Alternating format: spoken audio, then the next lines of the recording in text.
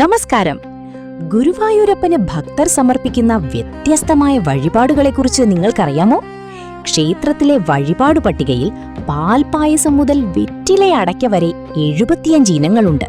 എന്നാൽ അതൊന്നുമല്ല ഗുരുവായൂരിലെ യഥാർത്ഥ അത്ഭുതം. തങ്ങളുടെ കൃഷിയിടത്തിലുണ്ടാകുന്ന ആദ്യ ഫലങ്ങൾ, അത് ചേനയോ മത്തനോ പൂക്കളോ എന്തുമാകട്ടെ, അത് കണ്ണന് കാഴ്ചവെക്കുന്നത് ഭക്തരുടെ ഒരു ശീലമാണ്. ത്വക്ക് രോഗങ്ങൾ മാറാൻ ചേനയും ശ്വാസമുട്ടൽ കുറയാൻ കയറും വഴിപാടായി നൽകുന്ന രീതി പണ്ടുമുതലേ അവിടെയുണ്ട്. എന്നാൽ അടുത്ത കാലത്ത് ധാരാളമായി വരുന്ന വഴിപാടാണ് ചൂൽ സമർപ്പണം. കണ്ണന് ചൂൽ സമർപ്പിച്ചാൽ കുട്ടികൾക്ക് നല്ല മുടി വളരുമെന്നുള്ള വിശ്വാസമാണ് അതിന് കാരണം. പണ്ട് കുചേല ദിനത്തിൽ മാത്രം നൽകിയിരുന്ന അവിൽ പൊതികൾ ഇപ്പോൾ എല്ലാ ദിവസവും ഭക്തർ ഭഗവാന് സമർപ്പിക്കുന്നുണ്ട്. ഇനി ഭഗവാന് സമർപ്പിക്കാൻ കയ്യിൽ ഒന്നുമില്ലാത്ത സാധാരണക്കാർക്കോ? വിഷമിക്കണ്ട. ക്ഷേത്രത്തിനകത്ത് ചെമ്പിൽ നിറച്ചു വെച്ചിരിക്കുന്ന മഞ്ചാടിക്കുരുവും കുന്നിക്കുരുവും വാരി ഭഗവാന് സമർപ്പിക്കാം.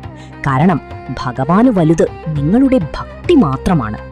കൂടുതൽ ക്ഷേത്രവിശേഷങ്ങൾക്ക് ഇപ്പോൾ തന്നെ ജ്യോതിഷ വാർത്ത സബ്സ്ക്രൈബ് ചെയ്യൂ.